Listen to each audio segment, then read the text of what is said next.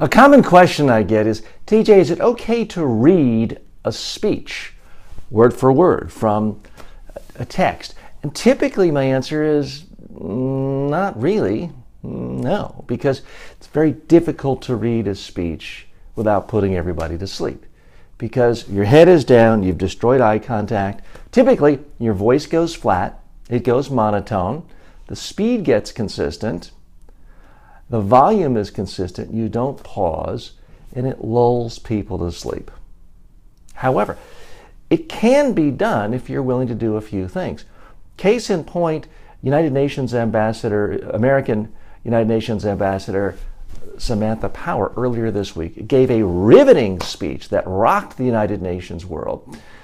She did read it, but the reason it stood out is it was so forceful, so emotional. I'm linking to her speech below. I urge you to take a look at it. She is reading, but she does something that's rare for the United Nations. Typically, you think of diplomats being vague and fuzzy, not wanting to offend anyone. She ripped apart the leaders of Syria, Iran, and Russia. Basically said, have you no shame? She accused them of being murderers of children.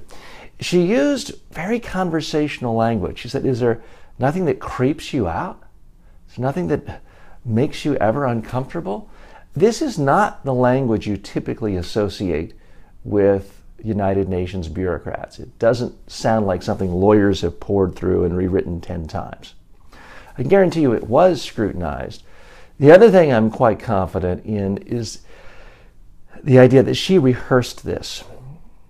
She read the speech, but she wasn't tripping over words. She was looking up some. You could tell there was a comfort with the presentation. And that's my big advice to you, is if you're going to do this, practice several times. Because when you're reading a piece of text in front of people for the first time, especially if there are TV cameras around, it's hard to do. It's easy to trip over words. Things just look different. What looked one way on a computer screen, now that it's on paper and the words are curling around in a different spot on a piece of paper, can be disorienting. So even though you have the script, you need to practice out loud, and I would go so far as to recommend practicing out loud on video, and that way you really build a comfort level with it and watch it. Because this speech has gotten tremendous attention all over the world. In many cases, a lot more attention than most diplomats receive in their entire career.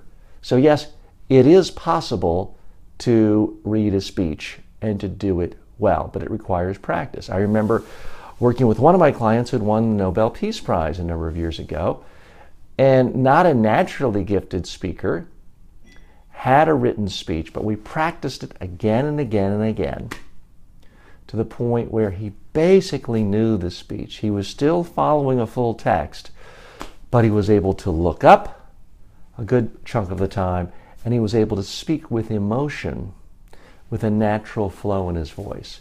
If you're reading a script for the first time, even if it's something you wrote and you believe in sincerely, typically you lose all that emotion and passion. So that's the big tip.